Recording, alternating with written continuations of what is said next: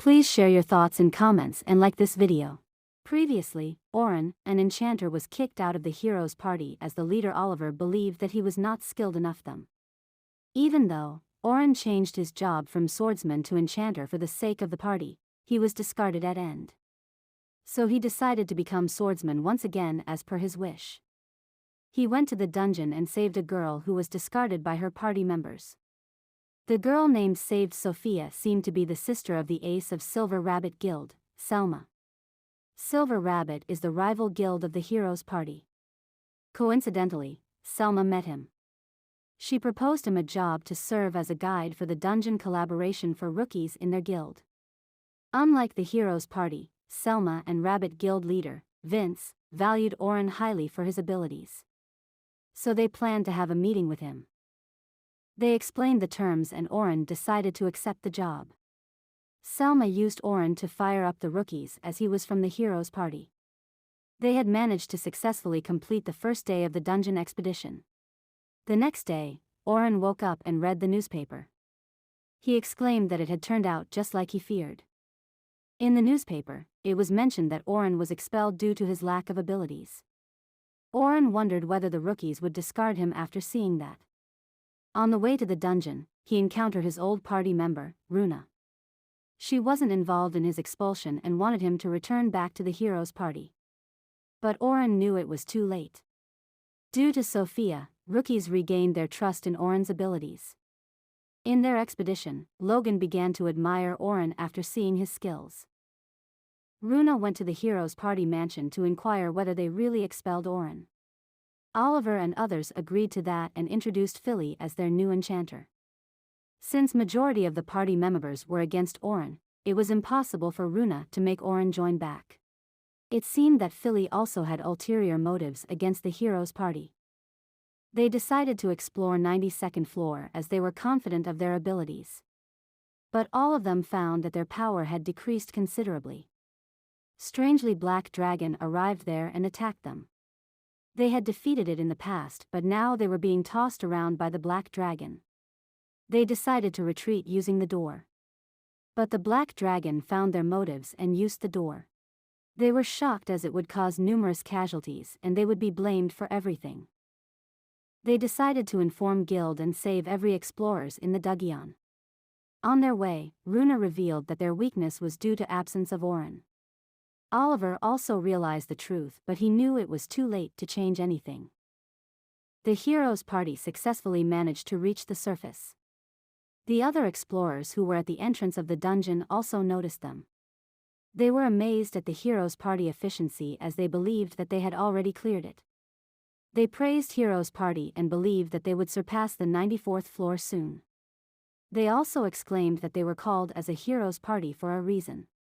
They also believed that S-rank groups were on another level and they could have defeated the lower-level monster easily. On the other hand, everyone was embarrassed to hear the compliments as they just made a terrible mistake. Oliver cursed himself in that situation. They had endangered all the explorers in the dungeon. They weren't even able to do anything against the Black Dragon they had defeated in the past. He believed that he didn't deserve to be called a hero. Oliver decided to solve that problem first as soon as possible. He also realized the problems caused by the absence of Orin in the hero's party. Few hours earlier, Orin entered the Great Southern Dungeon. But he strangely had a bad feeling about their last day explorations of the Silver Rabbit Guild. Orin had entered the dungeon for the last exploration day. This time they had started from the 36th floor, which they had completed the previous day. Their goal was to capture floors 36 to 50. After reaching level 51, they would use the transfer crystal to return home and Orin's job would be over at that point. Just like before, the leader would take care of the demonic beasts that couldn't be defeated by the rookies, and the battles against the bosses would involve the whole team. But strangely, Orin felt a bad vibe in the Great Dungeon. Orin noticed Logan's face, which had shown admiration unlike the previous day. He wondered whether Orin was feeling uncomfortable because of that. In the end, he decided to dismiss those feelings and approached Caroline. He wanted to give a little advice for her future. Since Caroline always ran into the monsters yesterday, Orin wanted her to play defensively a little more. He wanted Caroline to be a little more aware of the surroundings and asked her to move carefully. Orin wanted her to get the monster's attention so that she could help her teammates. Caroline felt that would cause trouble for everyone. She wanted to take the job and fight on the front line for that reason. She didn't want to hear Orin's advice and pushed all thoughts of cooperation aside for the time being. She was adamant to be at the forefront of the fight. Orin explained that there is a limit to what they could do individually, so it was better to be aware of how to perform with her teammates. Orin heard that Caroline admired Albert, the ace of the Silver Rabbit Guild. Albert Sensible had lost his life last year in the battle against the Black Dragon, the floor boss of the 92nd floor. His absence reduced the strength of the Silver Rabbit considerably. In the conquest of the Great Dungeon, Albert was one step away from reaching the level of Hero's Party. Black Dragon is an opponent that even the Hero's Party had difficulty against. In the worst-case scenario, there could be many casualties in that battle. But Albert died protecting his comrades and saved the life of many members. After he died, many members in the guild had lost their smiles. Caroline wanted to become an explorer so she could save the smiles of the people. So Caroline felt that she wanted to fight at the front line alone, so no one else would be in danger. She also didn't have to shield someone and lose her life like Albert. It seemed that Orin explaining Albert's story backfired on him. He wasn't able to do anything about it, so he just asked her to do her best as usual. Caroline smiled and moved ahead of the party. Seeing her like that, Orin wasn't able to say anything to her. After Caroline left, Sophia approached Orin and mentioned that she wanted to ask him something. She wanted to know what she was lacking so that she could become stronger. Seeing her motivation, Orin planned to answer her questions with a reasonable explanation. He didn't want to damp her motivation. First, Orin wanted to know Sophia's understanding of magic, so he inquired about it. Sophia explained that magic skills are the processing of magical power into various phenomena. But magic is something that only monsters could use. On the other hand, humans learn to manipulate magical power into a phenomenon using the formula. Orin was amazed by Sophia's understanding of magic. In the end, the formula is just the procedure used to cause various phenomena. In other words, magic and magic skills used by monsters and humans were the same. Monsters would use it naturally and humans would use it using the magic formula. He then asked her about the procedures to activate the magic. Sophia answered that it is divided into two stages, magic formula construction and magic power flow. The basic formula construction is the creation of a formula by creating additional adjustments such as power and range of effect to the original basic formula. Next, magic power flow is the flow of magical power from the air into the completed formula. Orin was shocked as he never expected a rookie to answer so many questions. He complimented Sophia for her understanding in magic. He then decided to teach her the skills she needed to take her abilities to the next level. As they progressed, they entered the 40th floor of the dungeon. Orin decided to teach Sophia about parallel construction. It is the art of building two or more formulas at the same time. It is no exaggeration to say that advanced magicians need this skill. Sophia felt that it was difficult to use two or more magics at the same time. Her friend, Logan, was able to use two magic at the same time. Orin revealed that some people could build dozens of formulas at the same time. Sophia was shocked to hear that. But she wondered why parallel construction was important, as she thought that a single powerful advanced magic would be used in place of it. There are 4 levels of offensive magic: beginner, intermediate, advanced and special. Orin explained that there were many demonic beasts that could not be defeated in one hit even with special magic. Even if Sophia fired in rapid succession, it takes time to activate it. During that time, the mage is inevitably rendered powerless. That's where parallel techniques would come in handy. At the moment, when one magic formula is half complete, another magic would begin at the same time. That way, Sophia could effectively activate the magic. Sophia also agreed with that opinion, as it was best to do something in less time. Orin reminded her that the demonic beasts of the lower layers were that strong, and it's not easy to win by simply firing high-powered magic in rapid succession. He reminded her to choose intermediate magic with a small attack scale, and she could also use a tactic to fight in cooperation with her allies. Orin explained that all magic would be useful depending on how she uses it. Sophia thanked Orin as she learned a lot. She decided to learn parallel casting first. Since Sophia already had the ability to fight in the middle levels of the dungeon, Orin asked her to learn from the veterans of the Silver Rabbit Guild. Orin knew that Selma would be more than happy to teach her. Even though Sophia understood Orin's explanation, she wanted to learn from Orin instead of her sister. Orin was shocked to hear an unexpected response. Sophia wondered whether it would be problematic for him if she wanted him to teach her. She asked Orin with puppy eyes, and Orin became embarrassed. He agreed to do it if Selma gave her permission. No one would want a stranger to train them, but Sophia was glad to hear that.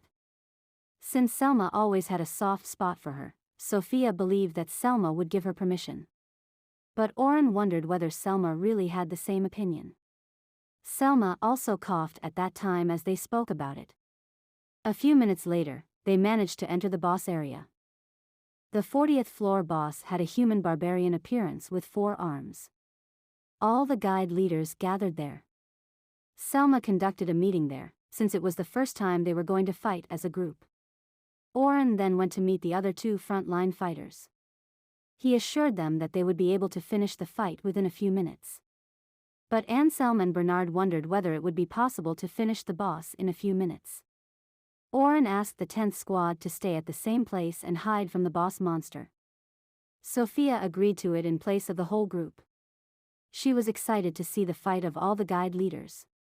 She was amazed to see that they were so powerful, which is totally different from their fighting style.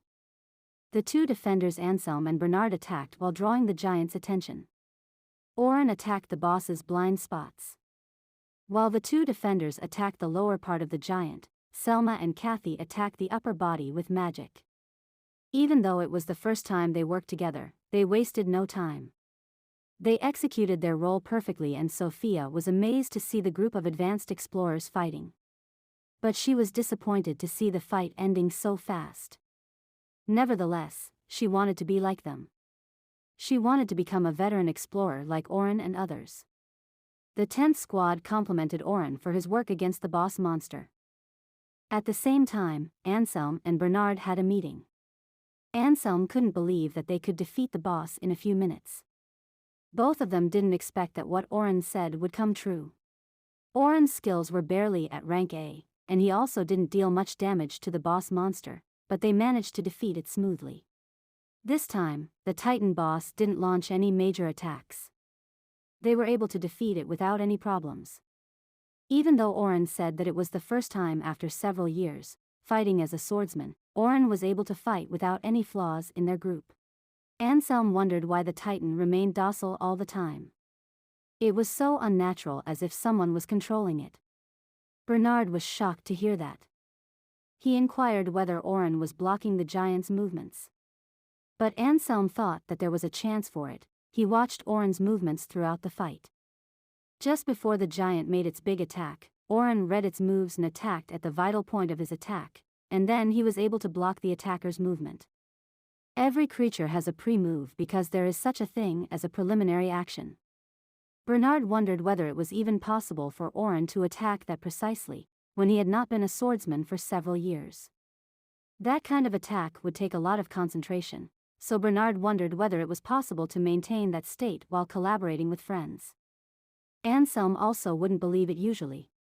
But he recalled the conversation they had with Orin yesterday. Orin wanted to become a swordsman who could conquer the deepest levels of the dungeon by himself. It seemed that Orin was seriously pursuing that ideal. Anselm felt that Orin was the sort of the person who would stop at nothing to achieve his dream. Bernard also agreed with Anselm that Orin had to have that kind of concentration and skill to achieve his dream. They praised Orin's abilities, and Anselm felt that Orin would give them another surprise at the 50th level boss battle. They started to travel again and encountered the 50th level boss. If they could defeat that thing, their mission would be completed. Selma asked to attack so that they could finish it quickly. Orin charged ahead and aimed to cut the left pincher of the crab monster, so he asked Selma to cover him. Bernard wondered whether Orin would be fine as he charged alone. But Orin leaped high without minding that advice. He casted his original magic, instantaneous skill boost. He managed to successfully cut the left pincher and shocked everyone. His original magic instantaneous boost would increase the performance and durability of magic, and the user's magic power would increase by 100 times. He found the magic luckily in his research, but he used it to survive in the depths of the dungeon. Since he had already managed to cut the pincher, all that's left for him is to crack the shell. Selma also praised Orin for that and ordered everyone to attack. They continued their attack after that and managed to defeat the boss within 5 minutes. They had successfully conquered level 50. Orin's mission was almost completed. All of them gathered so that they could return to the surface. Orin noticed that the atmosphere in the party was so good. Orin felt that everything would end without any incident. Sophia also noticed Orin and waved hand. Orin also waved at her back, but he was soon shocked by the dust created in the back of Sophia. The dust soon cleared and Black Dragon appeared there. The door which the Black Dragon used reopened on the 50th floor. It seemed that Orin's fear had come true in the worst possible way. It was a scene of pure joy for the dungeon exploration team, as they had just subjugated the 50th floor's boss. However, right before their eyes, the space around the boss area distorted, and a fearsome entity made its appearance. That jet black huge was something that the hero's party had not only failed to subjugate, but even let escape an existence that normally should have never appeared on that floor. The tyrant that trampled all explorers one-sidedly on the deepest floor, the Black Dragon. Everyone was frozen in their tracks, including the guide leaders and Selma. They were unable to move due to the tremendous pressure of the dragon. Selma wondered whether it was a real Black Dragon, as it made no sense for the 92nd floor boss to appear at the 50th floor. The Black Dragon prepared its breath attack, and gathered a huge fireball in front of its mouth. Selma knew what it meant and tried to give out the orders. But she was shocked to find that she wasn't able to move. Her whole body was paralyzed. She noticed that everyone was paralyzed as well due to fear. If they stayed like that, they would certainly die. That's when Orin shouted at Selma and the leaders, which released them out of fear. He asked them to protect the rookies with their life. Orin was the only one who wasn't paralyzed, as he had numerous experiences through countless battles. Selma also agreed to Orin and managed to get a hold herself. She ordered Kathy to make a barrier in front of the defenders.